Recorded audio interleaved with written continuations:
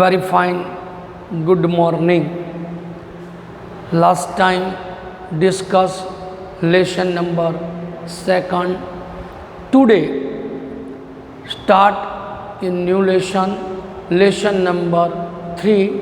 Lesson title is को डरुकम नहीं, को उरुकह.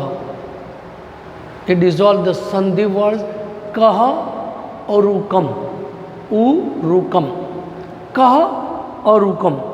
तो कह और रुकह meaning for who is healthy. Health is wealth. हमने आज तक कितनी कहानियों में और अपने माता पिता के साथ चर्चाओं में हमने सुना है.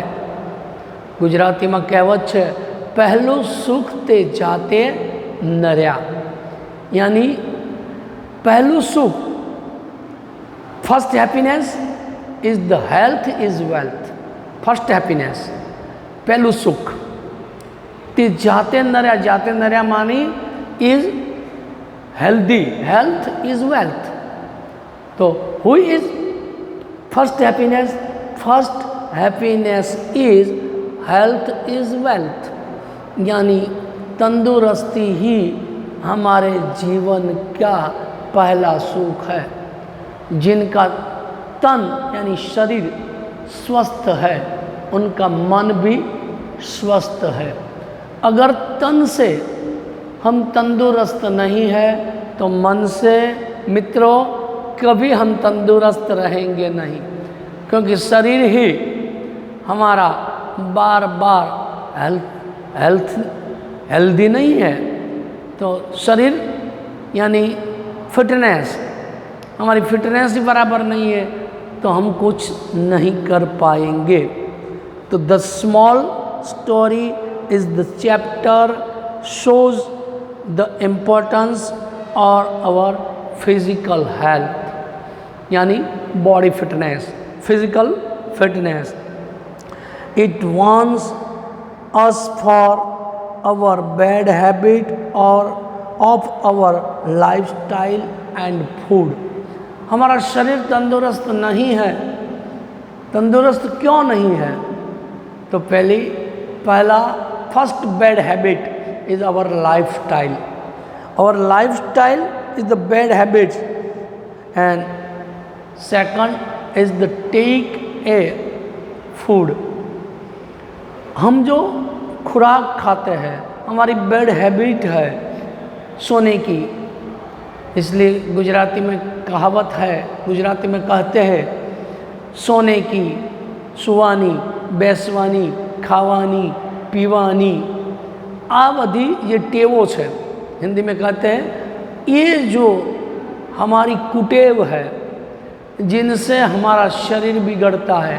खाने की हमारी हैबिट, क्योंकि हम बाहर का जंक फूड हम ईट करते हैं, हम खाते हैं, जंक फूड खाते हैं. जंक फूड खाते हैं.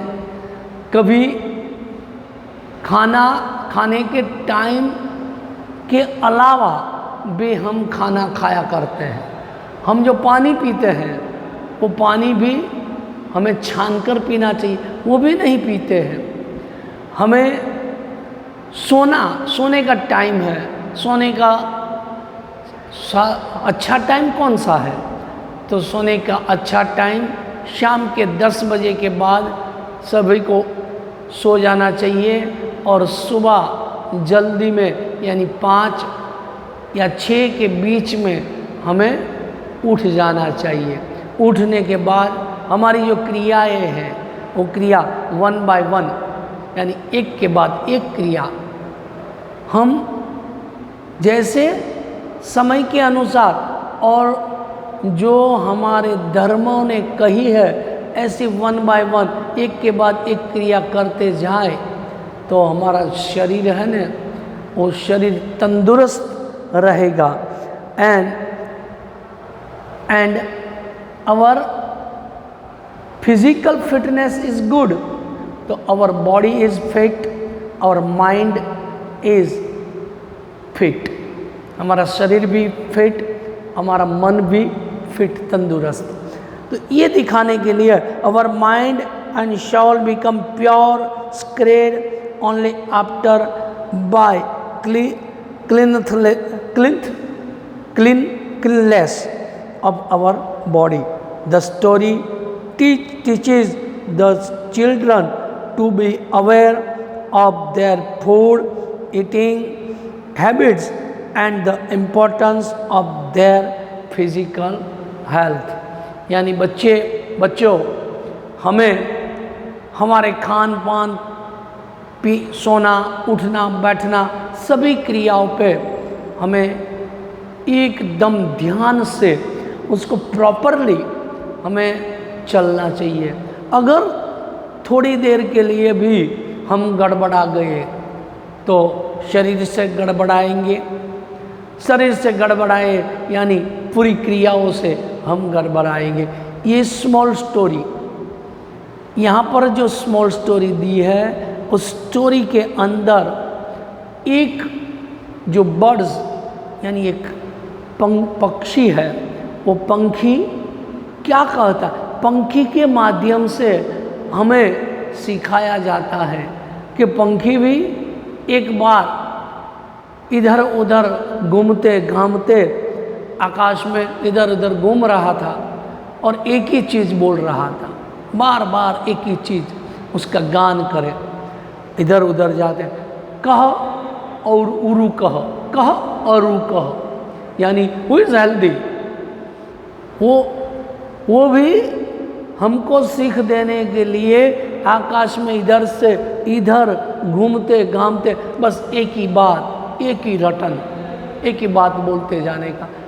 ये यहाँ दिखने वाले यानी पशु भी दिखते हैं, पंखी भी दिखते हैं, मनुष्य भी दिखते हैं। इस सब दिखने वाले लोगों में कौन आदमी तंदुरुस्त है?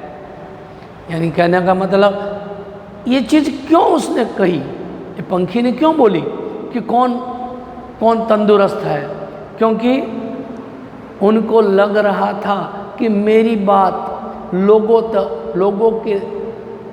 तक पहुँचे और लोग मेरी बात को सुनकर उसके दिलो दिमाग में बात उतारे कि ये पंखी इधर उधर घूमते घामते ये बात क्यों बोल रहा है, उसका कहने का मतलब। इसलिए उसने एक एक जगह आकाश में ऐसे घूमते घामते एक द्वार से दूसरे द्वार पर, एक जगह से दूसरे जगह पर, one door to another door, one door to another door, एक द्वार से दूसरे द्वार, कहीं भी जाता वहीं लोगों को ये चीज़ बोलता रहता। लोग उसको प्रश्न पूछते रहते और लोग जब ये सुनते ना कि अरे ये पंखी क्यों इधर उधर घूमते घामते ये चीज़ बोल रहा है, उसका कहने का, इसलिए लोग क्या करते थे, उसकी मजाक करते थे, मजाक में इस चीज़ को उड़ाते थे और लोग कहते थे कि इसको उत्तर देने के लिए हमारे पास कोई उत्तर ही नहीं है, बस इधर उधर घूमते घामते उसको कोई काम ही नहीं है, जब भी देखो एक ही बात बोलता रहता है। और ये लोगों की बात पंखी सुनता और पंखी खुद निराश हो जाता। निराश होकर पंखी क्या करता वो आगे देखेंगे। यहाँ तक की स्टोरी हम पहले स्टार्ट करते हैं। तो open your text book and page number 7। क्यों? क्योंकि जब भी उसका ट्रांसलेशन देखेंगे तो 1 by 1 sentence, first I read the sentence and discuss the difficult words. यहाँ पर जो मुश्किल वर्ड्स हैं उनका सॉल्यूशन यहाँ पर हमने लिखा है। तो 1 by 1 a glossary meaning, I say to 1 by 1 a difficult glossary meanings. मैं बोलूँगा 1 by 1 ग्लोसरी मीनिंग, इसके बाद ट्रांसलेशन। तो 1 by 1 सेंटेंस ट्रांसलेट करेंगे। तो please listen attentively 1 by 1 sentence. First I read and open your textbook page number 7, को अरुकम lesson 3 part 1 start. एक पक्षी अस्ति, पक्षी मीन्स बर्ड, एक मीन्स वन, अस्ति ये प्रेजेंट टेंस वर्ड्स, यानी ये वर्तमान काल का रूप है। आपको लगेगा कि ये वर्तमान काल ये क्या, तो गुजराती हिंदी में आप काल पढ़ते हो, इंग्लिश में भी काल पढ़ते हो, तो कितने काल है? 3 type of the tenses. 1 tense is the simple present tense, simple past tense, simple future tense. तो ये रूप फॉर द अस्ति इज अस धातु, जैसे संस्कृत में धातु कहते हैं, इस अस धातु का ही रूप है। तो अस्ति मीन्स इज के अर्थ में, और यही शब्द पास्ट टेंस में जब आश्रित होगा तो वॉज हो जाएगा। तो एक पक्षी अस्ति, देयर इज ए बर्ड, अथवा तो ए वन बर्ड, सह आकाशे अत्र तत्र गच्छति, वो आकाश में इधर उधर जा रहा है। सह मीन्स इट, यानी पक्षी है तो थर्ड पर्सन इट। गच्छति मीन्स गोज, गच्छ धातु है वर्तमान काल की, उसका मूल रूप है गम, ऑर्डर इज गच्छ, गच्छति। इट गोज अत्र तत्र, here and there, it goes here and there. कहाँ पर? आकाशे, इन द स्काई, आकाश में उड़ रहा है।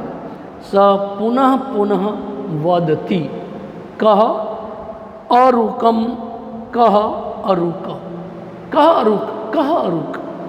सह, स means it means A bird, पुनः पुनः बार बार, वदति बोल रहा है। कह अरुक, कौन तंदुरुस्त, कौन तंदुरुस्त, इसका इंग्लिश देखेंगे। सह, it speak again and again, it speak again, speaks, इधर स्पीक्स होगा, एस लगता है क्योंकि थर्ड पर्सन है। It speaks again and again. Who is healthy, A title, कह अरुक, तो हु इज हेल्दी, तंदुरुस्त कौन है। First para is over, second para, read the second para. पक्षी द्वारम द्वारम द्वारम द्वारम अटति, तो पक्षी मीन्स बर्ड, द्वारम द्वारम तो डोर टू डोर, अटति मीन्स वॉन्डर्स।